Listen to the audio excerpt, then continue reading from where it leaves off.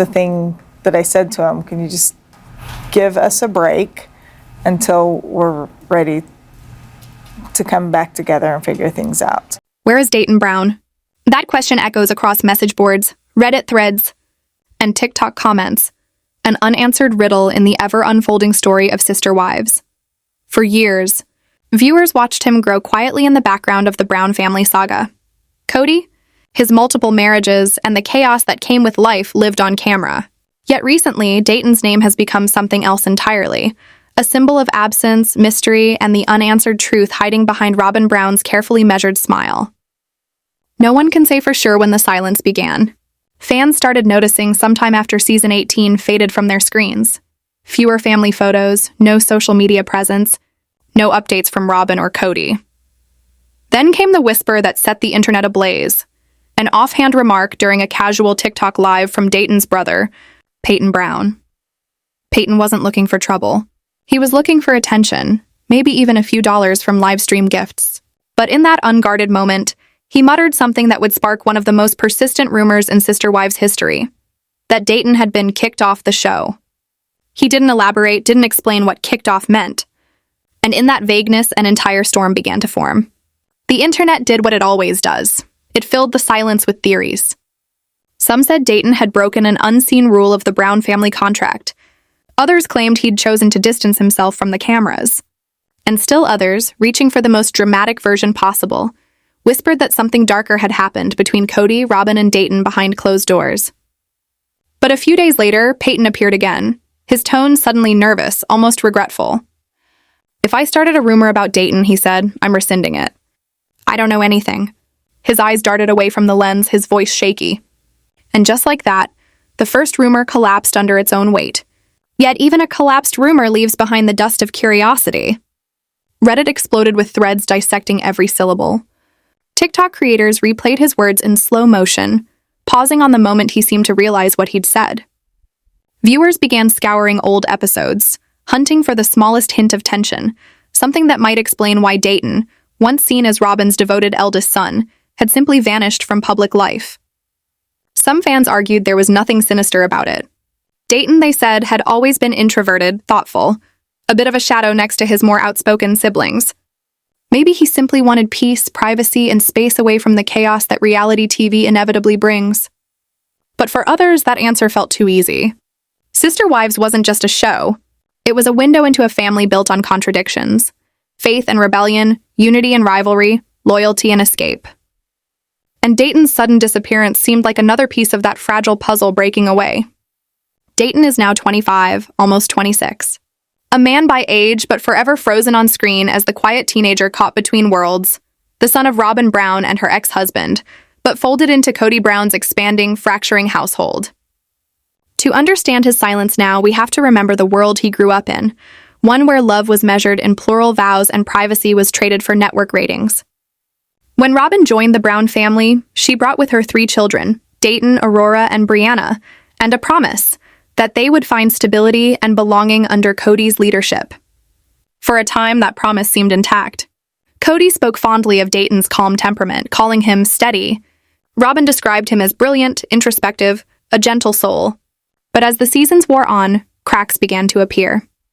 The older kids from Kody's other marriages were growing restless, questioning their father's choices and Robyn's influence. Fans began noticing the subtle divide, the way conversations seemed to fracture along invisible lines. Who lived with whom? Who called? Who didn't? Through it all, Dayton rarely spoke. Even in confessionals, his presence felt brief, filtered.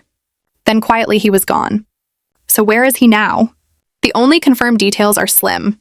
Dayton doesn't live in Montana, despite the early rumor that he'd moved there with his biological father.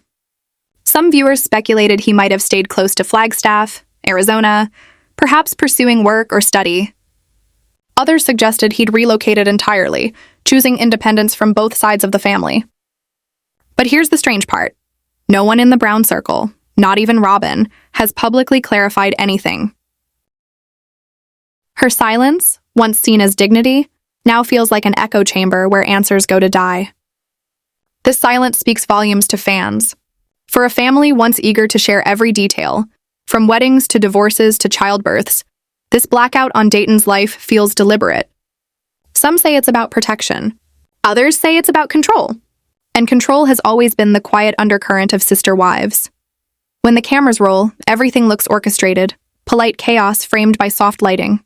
But when the cameras stop, stories like Dayton's remind viewers that the Browns are not just characters. They're human beings navigating power, identity, and belief under a microscope. If Peyton's comment was careless, the aftermath was anything but. It pulled a thread that led fans deeper into a world of speculation about Robyn's household. What role does she play now? How much of the family dynamic revolves around protecting her image? And where does that leave Dayton, the young man who never seemed comfortable with the spotlight in the first place? Sources close to the production describe Robyn as fiercely protective of her children, especially Dayton, who has autism. They say she worked hard to shield him from public scrutiny, often requesting limited on-camera time. Yet that same protection may have built an invisible wall between him and the rest of the Brown family. To some fans, Robyn's caution looks like care. To others, it feels like isolation. Either way, Dayton's absence has become a mirror, reflecting the larger questions that have haunted sister wives for years. What does family loyalty really mean when love is divided 4 ways? How much truth can survive in a house built on cameras and confessionals? Pause. Music swells softly. Imagine being part of a family where every argument becomes an episode, where every smile can be dissected online. For Dayton, that life began long before he had a say. His story isn't just about leaving the show. It's about finding autonomy in a world that never stopped watching. But the world is still watching. Every week, more threads appear, more fans asking, where is Dayton now?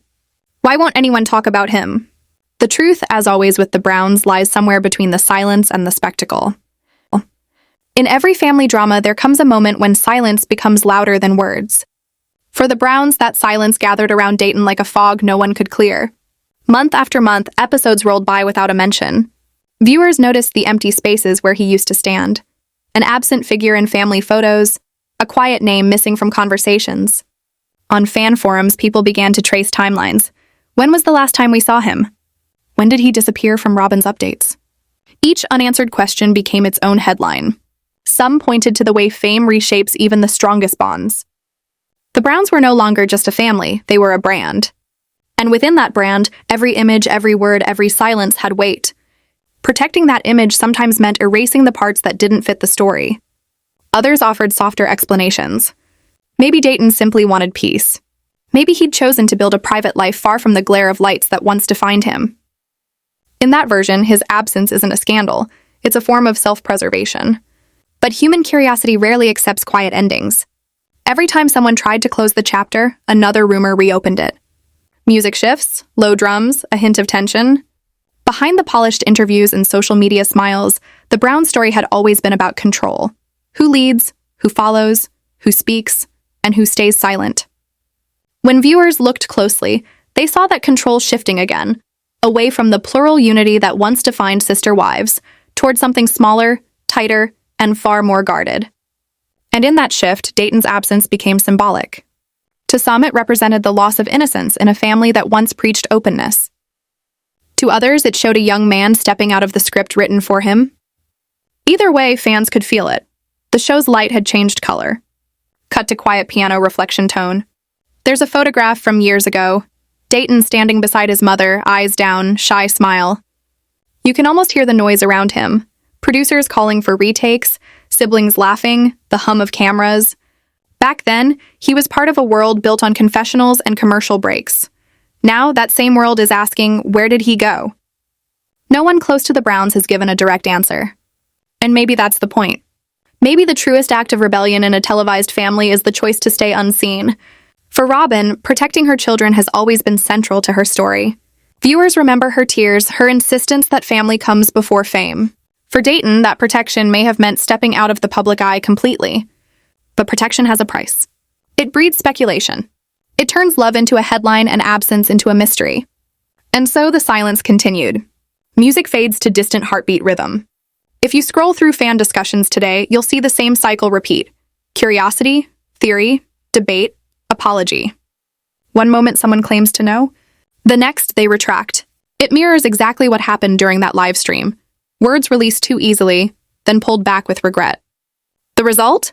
A digital echo chamber where every voice sounds certain, but no one truly knows. Still, within that noise lies something deeper: empathy. Because beyond the gossip, many fans simply worry. They remember Dayton as a quiet, thoughtful young man navigating adulthood under impossible scrutiny. They hope he's safe, thriving, happy somewhere out of frame. In a strange way, that hope unites the audience. The same viewers who once watched him grow now cheering for his peace. Soft strings swell, closing narration. Every mystery leaves behind a lesson. Dayton's story, or rather his absence, reminds us that not every chapter is meant for public view. Sometimes the bravest thing a person can do is step out of the spotlight and build a life no camera can capture. As the seasons change and new storylines take over the screen, fans still ask the same question. But maybe it's time to accept that the answer belongs to Dayton alone. Until then, the silence remains, and in that silence, an echo of everything the Brown family has always represented: love, conflict, faith, and the cost of being seen. Today we unravel a story that's left fans shocked, confused, and deeply emotional. A story about family, control, and freedom. Because behind the polished smiles and camera-ready moments of sister wives lies a reality few ever see. One that centers on a young man who vanished quietly from the screen. Dayton Brown. There was a time when Dayton was just another cheerful presence in the Brown family. The cameras captured his quiet charm, his politeness, and that warm bond with his mom, Robyn. But somewhere between the family's move, the constant shifting of homes and Kody's new rules, something changed. And now, years later, his name has become a mystery whispered across Reddit threads, YouTube comments, and fan theories. Where is Dayton? The answer, as we've come to discover, is far more unsettling than anyone expected. Search his name online today, and the trail leads right back home. Not to a college dorm, not to an apartment of independence, but to the same address as Kody and Robyn Brown. The $2 million so-called love nest near the cinder mine, their fortress of denial, their outdated mansion of secrets. And the fact that Dayton still resides there, at least officially, has sparked a storm of speculation. Where exactly is he living? Is he in the RV parked quietly in that oversized garage? Is he tucked away in the guest house behind the trees? Or is he simply trying to carve out peace somewhere on that vast property, far from the noise of his parents' chaotic fame? No one outside that home can say for sure. But one thing has become clear. Dayton's absence from Sister Wives isn't random. It's the echo of something deeper, something broken. Fans have noticed the pattern. Every time Sister Wives airs a new episode, the same questions flood in. Where's Dayton? Why isn't he in the background anymore? What happened to Robyn's oldest son? And the truth, according to insiders close to the family, paints a picture of distance. Not physical, but emotional. You see, when Dayton went off to study at Northern Arizona University, NAU, he was eager to step into adulthood, to make friends, to live like any other young college student. But in the Brown household, independence came with a price, and the price was disobedience. Kody Brown had rules, and for a son who wanted to live his own life, those rules became chains. Dayton refused to live under his stepfather's control. He wanted to breathe freely, to have a social life, to exist without the constant surveillance of cameras and commands. But Kody, as always, couldn't tolerate that kind of rebellion. Not in his house, not under his rules. So what happened next shocked even the closest family members. Dayton was kicked out. Yes, Kody and Robyn's oldest child together was pushed out of the family home, into an RV parked on their property. For years, people passing through the neighborhood or touring their old homes would notice the RV, a lonely, quiet structure in the driveway. According to real estate agents who showed the property, that RV wasn't just for travel or storage. It was Dayton's home. Imagine that for a second. A young man, exiled not by strangers but by his own family, living a few feet away from the house he grew up in, yet miles apart from the warmth he once knew. When they eventually sold that house and moved into the $2 million property, the one with an RV garage, fans wondered, did Dayton go with them? And if so, did he move into the same RV that had once symbolized his exile? No one knew. But what we do know is that Robyn allowed it. She stood by quietly as her son was pushed aside, the same Robyn who often claimed motherhood as her greatest gift. Unlike Janelle, who fought tooth and nail for her children, unlike Christine, who would burn down walls before letting her kids be mistreated, Robyn stayed silent. She let Kody make the call. She let her son live apart. And when fans noticed Dayton's absence from the show, she said nothing. Maybe she thought it would blow over. Maybe she believed silence was protection. But the truth is, silence became her greatest betrayal. Now, rumors have begun to circulate. Dark whispers suggesting that Dayton did something terrible, something bad enough to get kicked off the show. But when you peel away the drama and the clickbait, the reality looks far simpler and far sadder. Dayton didn't commit a crime. He didn't betray his family. His only mistake was wanting to live life on his own terms. He didn't want to be filmed. He didn't want to answer invasive questions. He didn't want TLC cameras capturing his private moments for millions to dissect. And in the Brown household, refusing to play the part meant being erased from the script. Fans have pointed out that in older episodes, you could still see Dayton, a faint glimpse in the background, a quiet nod in family scenes. But lately, nothing. No background shots. No mentions, no trace. Even during the Browns' big move, the cameras rolled, but Dayton was nowhere to be found. Yet insiders reveal something chilling. Just because he wasn't shown doesn't mean he wasn't there. It's not the first time TLC has done this. Remember the Duggars? At family events, weddings, even funerals, they'd quietly edit out the people who refused to sign release forms.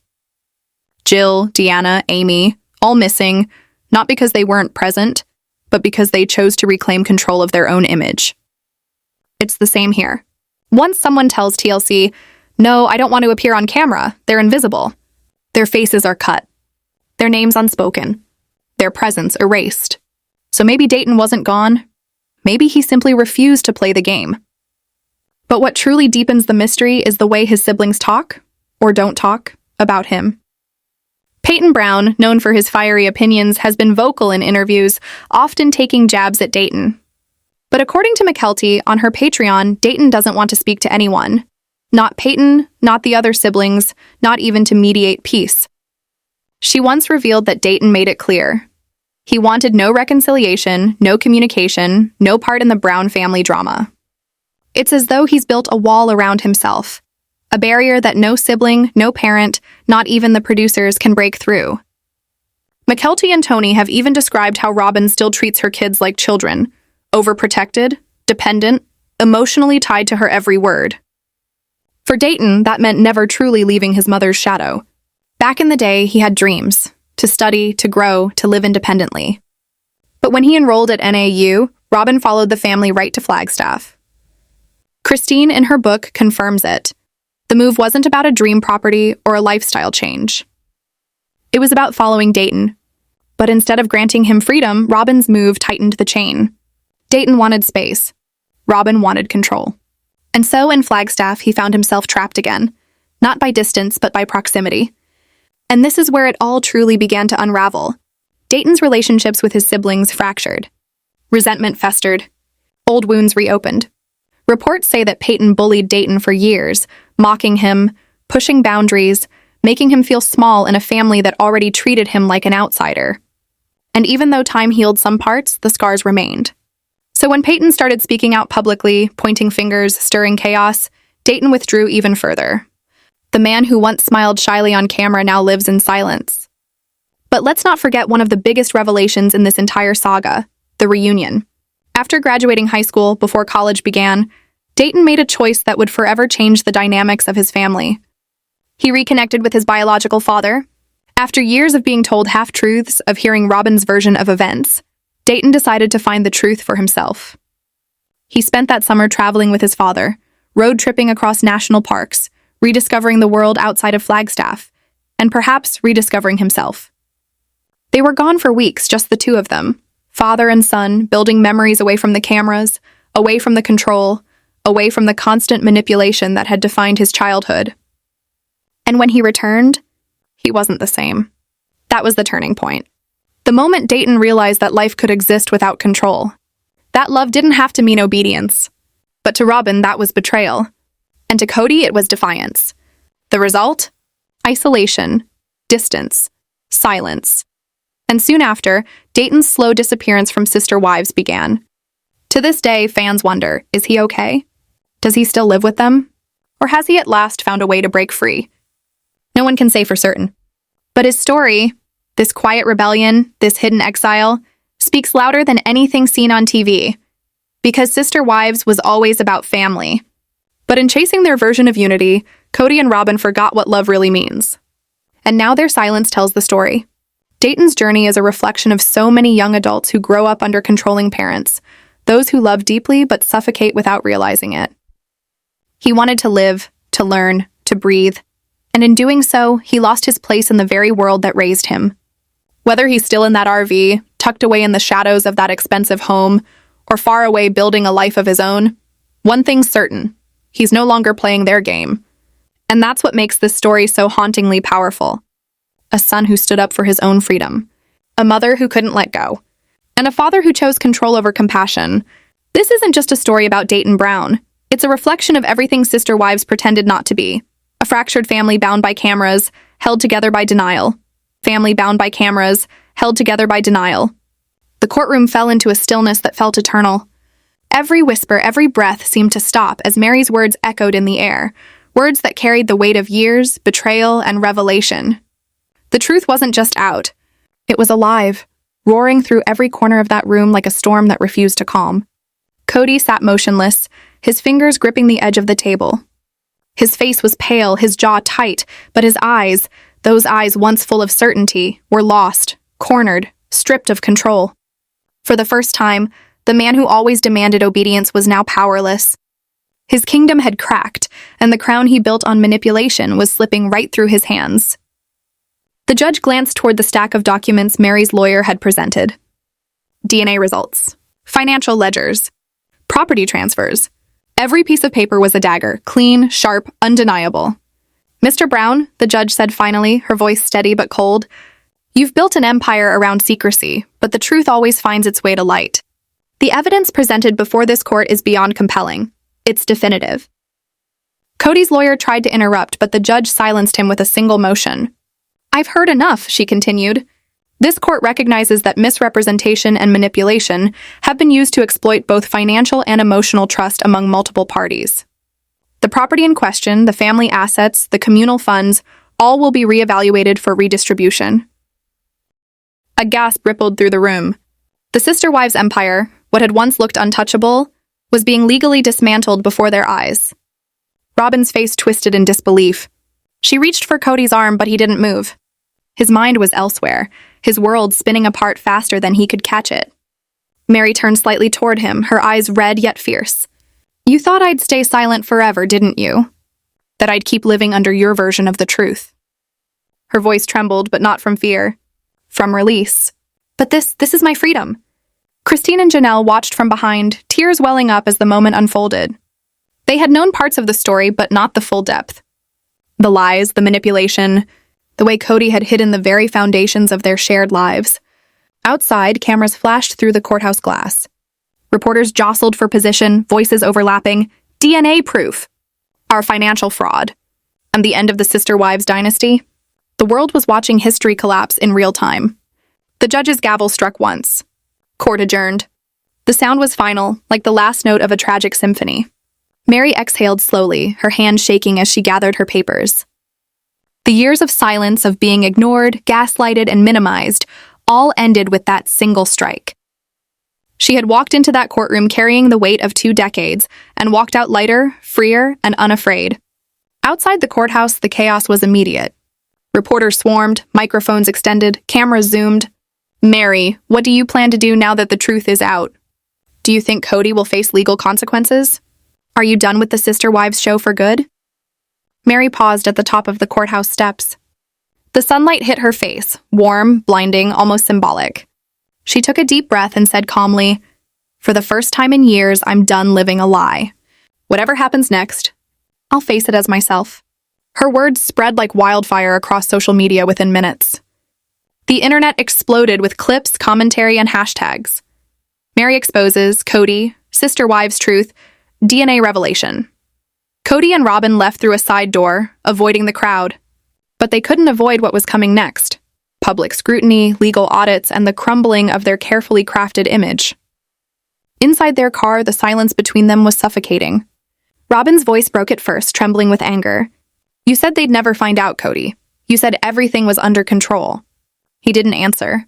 His mind was lost in a blur of collapsing walls and fading pride. He had spent years convincing himself that he could control every narrative, every woman, every outcome. But the truth, the one thing he had underestimated, was uncontrollable. He looked out the window, watching the courthouse fade behind them. For the first time, Kody Brown wasn't the patriarch, the leader, or the man in charge. He was just another man who built his world on lies, and lost it all when those lies met reality. That night, the world couldn't stop talking. News networks replayed courtroom footage on repeat. Social media flooded with reactions, memes, analysis. YouTubers, podcasters, and TV hosts dissected every frame. "Mary Brown just dropped the bombshell of the decade," one commentator said. "DNA proof? That's beyond reality TV drama. This is real-life consequence," another added. Even fans who had followed the sister wives' journey since its early days felt torn. The man they once saw as strong and spiritual was now exposed as deceptive and manipulative. The women they once viewed as quiet and submissive were now rising with voices that could no longer be ignored. Christine posted a quiet message on her page that night. "Sometimes you don't realize how heavy the silence is until you finally speak." Janelle reposted it with a single word, freedom. And Mary, she didn't post anything. She didn't need to. Her silence now spoke louder than any caption ever could. Days later, a follow-up court hearing was scheduled, this time for the financial settlements. But this wasn't just about money. It was about closure. Mary arrived alone. No entourage, no cameras, just her and a quiet confidence. When she stepped inside, she noticed Kody sitting across the room, different now. The arrogance was gone. His shoulders slumped. His gaze low. Even his hair, once a symbol of his pride, was tied back loosely, as if the man who once cared about image no longer recognized himself. For a brief moment, their eyes met. There was no anger in hers, no hatred. Just distance, a vast emotional space that no apology could bridge. He opened his mouth as if to say something, but the words never came. Maybe he realized there was nothing left to say. Maybe he understood too late that the silence he demanded from others had finally turned against him. The court ruled that day in Mary's favor: financial restitution, full ownership of her property, and protection from further claims. It was official. The last ties that bound her to Kody's control were cut. When she walked out, the air felt different. Clean, real, alive. For the first time, her future wasn't written by someone else. It was hers to create. Weeks passed. The media frenzy began to fade, replaced by newer stories and fresher scandals. But the Brown family's name remained, etched in headlines, documentaries, and podcasts dissecting what went wrong. Yet somewhere beyond the noise, beyond the judgment, Mary began to rebuild. She reopened her bed and breakfast in Utah, this time under her full name, without the sister wives branding. Visitors came not for the fame, but for the authenticity, for the woman who stood her ground against an empire. Her first night back, she stood alone on the porch, looking out at the quiet road leading into the mountains. The sky was a swirl of stars. The same stars she used to look at years ago, wondering if her life would ever change. Now it had. She whispered softly to herself, "It's over." But it's just beginning. Inside, her phone buzzed. A text from Christine. "We're proud of you." Mary smiled. For once, she didn't feel like an outsider. She felt part of something real. A sisterhood not defined by polygamy, but by resilience. Meanwhile, Kody and Robyn faced a different reality. The financial audits revealed inconsistencies. Missing funds, undisclosed transfers, assets hidden under aliases. Investigators began their work, and rumors swirled that formal charges could follow. Robyn broke down in private, pleading that she never knew. But the documents told a different story. Kody stopped appearing in public altogether. No interviews. No statements. Just silence. The man who once craved cameras now avoided them. The patriarch who demanded loyalty now faced isolation.